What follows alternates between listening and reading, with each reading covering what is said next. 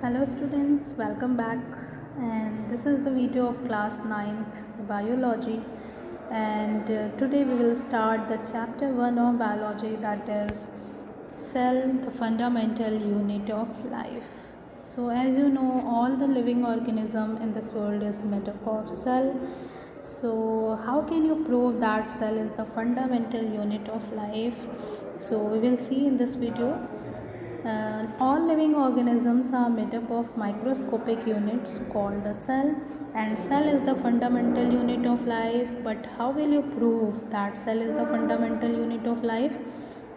So if you see any organism, like you can see here, this is a horse and this is a plant. So if you will look into the organism, you will find that any organism is made up of organ system, and that organ system is made up of organ, and this organ is made up of tissues, and ultimately the tissues are made up of cells. So cells are the basic unit that group together and make the tissues, then tissues make the organ, and organ, more than one organ make the organ system, and all of the organ systems make the complete organism. Like you can see in the case of plants also, this plant is made up of organ system, this organ system of made up of organ, and the organ of the plant is made up of tissues, and the tissues are ultimately made up of cells. So you can say the cells are the basic smallest living entity that make the any organism. So the cell is called as the fundamental unit of life. In all living organisms, cell perform the essential function of life processes.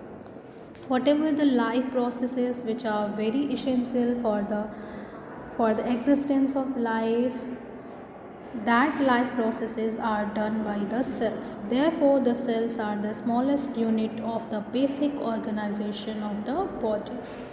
Now we will know about discovery of the cell. So who discovered the cell for the first time, who gave the evidence that cell is the basic unit of any organism? So it was Robert Hooke.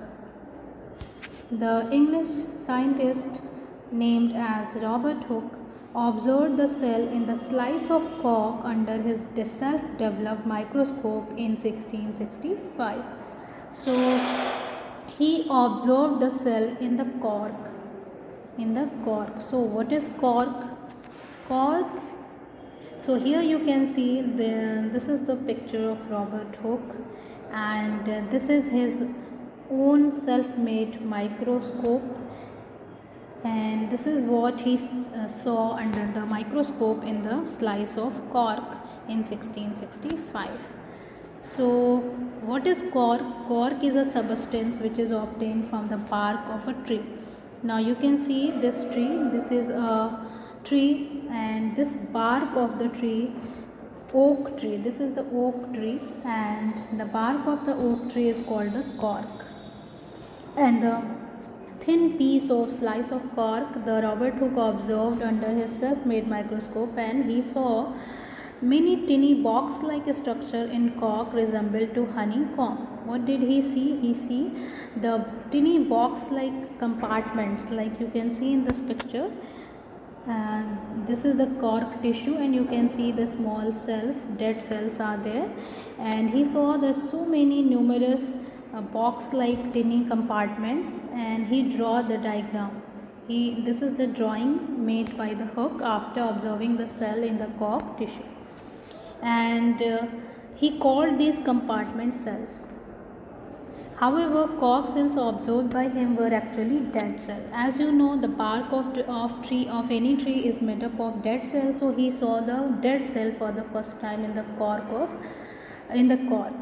Now he published his discovery in his book named Micrographia in the year 1665. Whatever he saw in his own self-made microscope, he published his discovery in the book called as Micrographia, in which year? In the year of 1665.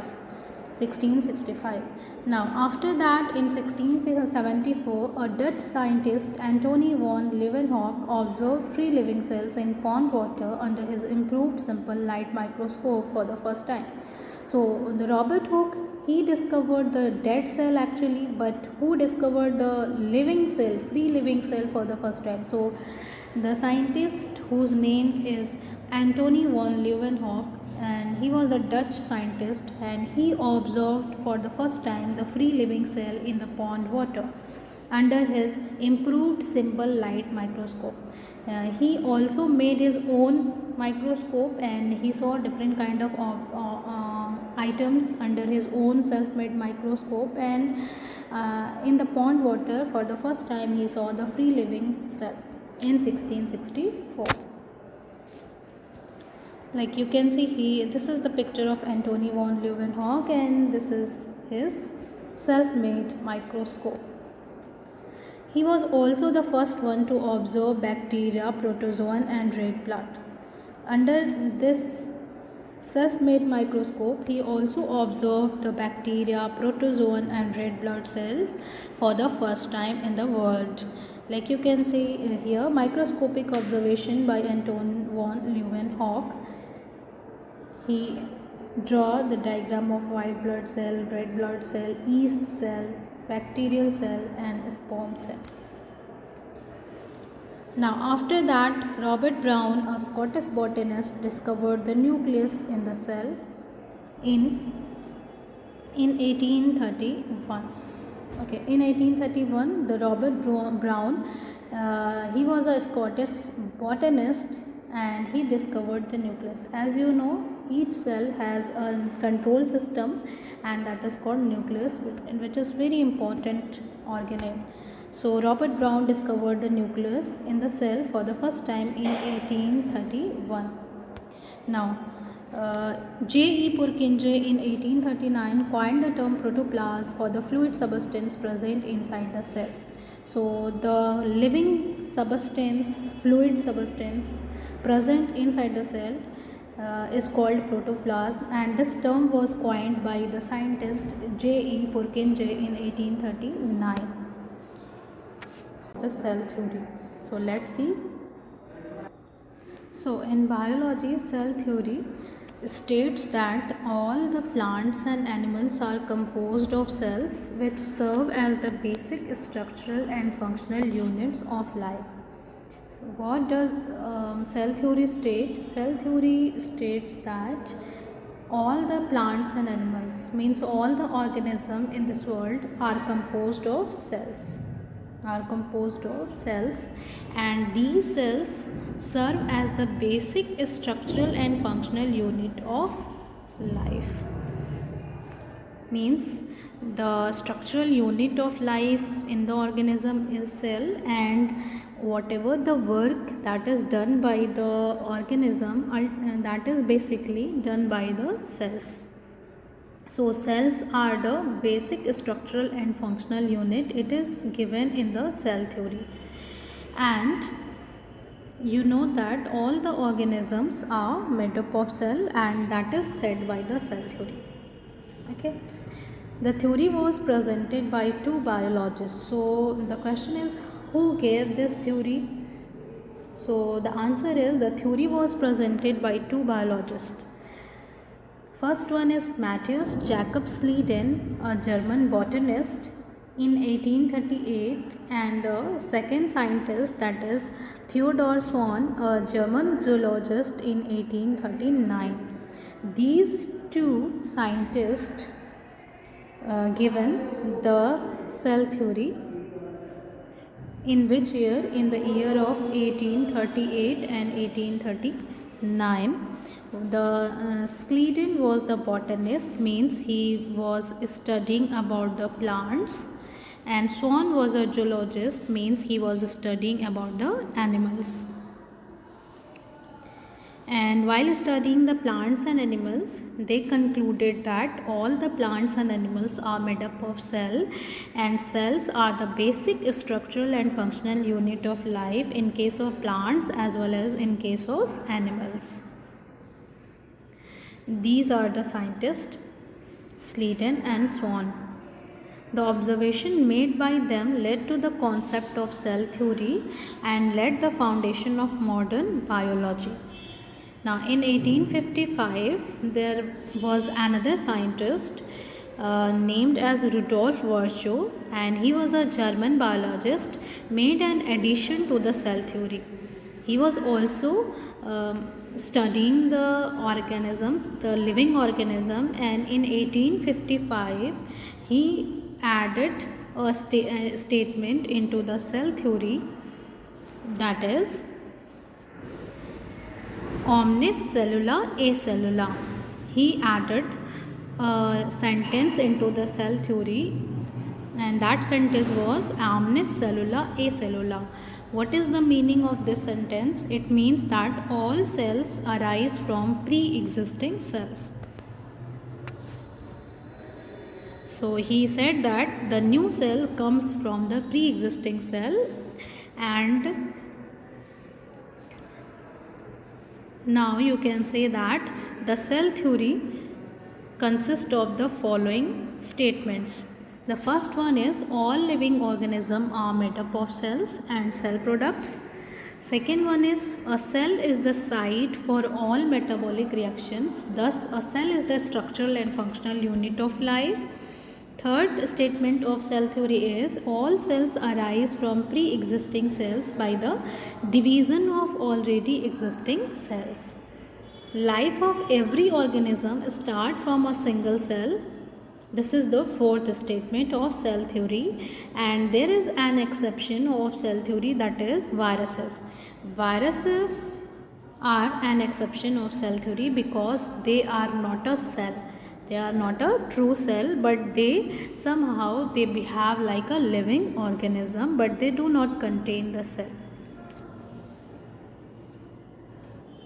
Now you can conclude the cell theory. The cell theory is the theory which is given by three scientists, that is Sleeden, Swan and Virchow. And Sleeden gave his statement in the year of 1838. Swan gave his statement in the year of 1839, and Rudolf Virchow added a new sentence in the year of 1855.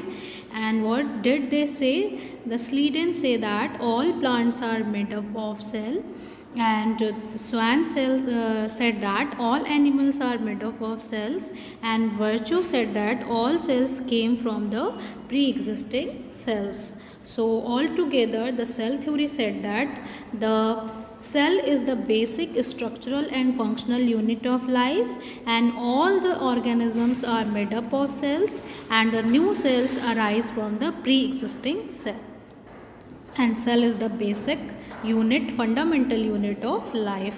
Cells. So on the basis of the nuclear organization, cells have been classified into two types, and as you know, the cells have the control system in it, and that control system have all the information, all the data to control all the activities of the cell. So first of all, we will see what is nucleus and what is the structure of nucleus. So here you can see a complete true nucleus which is having so many components, not so many but few components, and here you can see four main components found in the nucleus, which is the first one is nuclear membrane. This is the outermost covering of the nucleus, and which is discontinuous. It is having pores. That pores are called nuclear pore, which communicate inside and outside environment of the nucleus. And inside the nuclear membrane there is a entangled thread like a structure which is chromosome, and there is another rounded structure that is called nucleolus. So this is the complete true nucleus, and which is having nuclear membrane, nucleolus, nuclear pore and chromosome. And now we will talk about what is prokaryotic cell and eukaryotic cell. So prokaryotic cell, this word prokaryotic is made up of two words, the two Greek words, that is pro and karyon. Pro means before and karyon means nucleus. So the nucleus, which is primitive, very simple type of and the cell which is having the very primitive and simple kind of nucleus, they are called prokaryotic cell. Here you can see the diagram of bacteria. A bacterium is here, and this bacterium is having the prokaryotic cell. And here you can see there is the genetic material of the bacterium, and which is not covered by the nuclear membrane. So they are very primitive kind of nucleus having, and that's why they are prokaryotic cells. Prokaryotic cells are single celled and lack a nuclear membrane. So this is to remember that prokaryotic cells do not have nuclear membrane, and they are very simplest kind of cell, and they have primitive organization of genetic material. The genetic material is a single molecule of circular DNA, and these cells have an undefined nuclear region and called nucleoid due to the absence of nuclear membrane. So as you know, the bacteria or prokaryotic cell do not have the nuclear region, and their genetic material is not bounded by the nuclear membrane, and in this case the genetic material is called as nucleoid.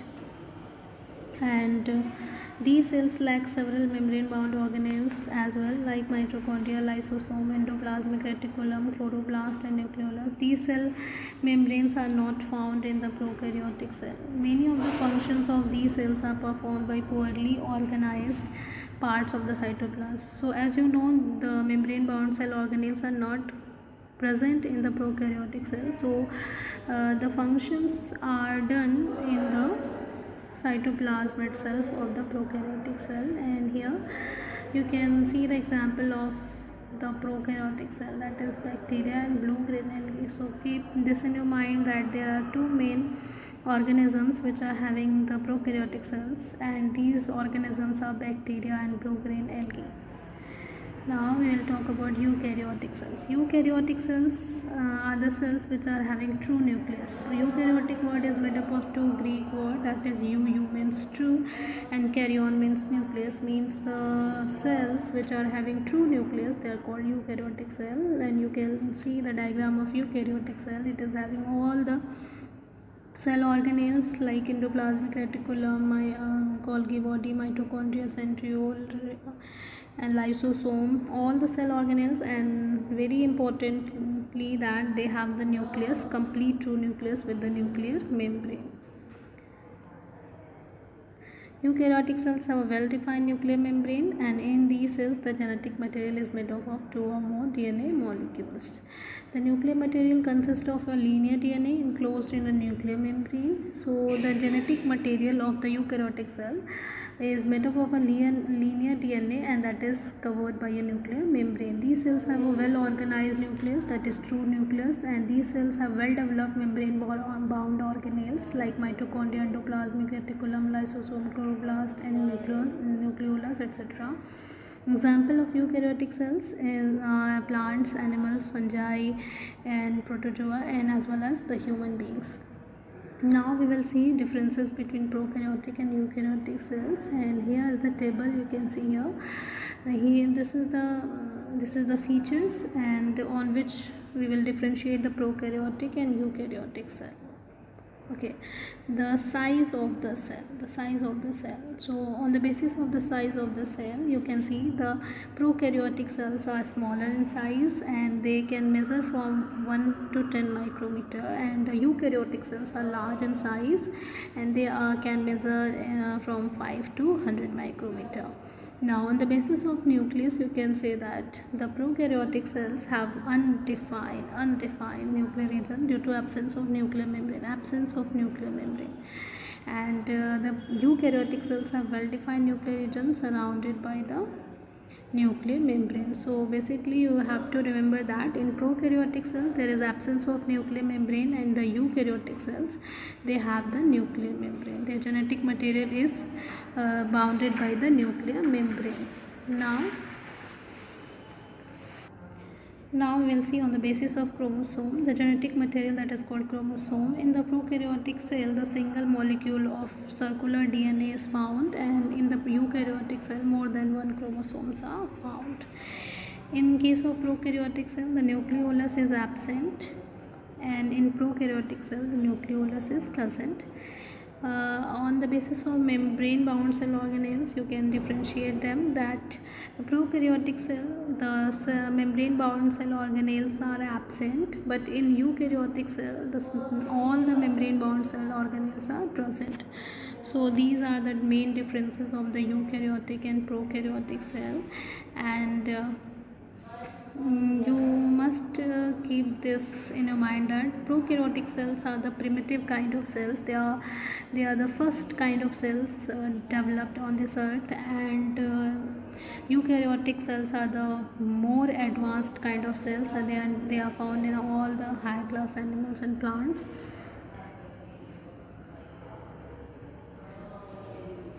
So this is all for this video, and in the next video we will talk about some more topics of this chapter, that is fundamental unit of life, that is cell. And till then, thank you everyone.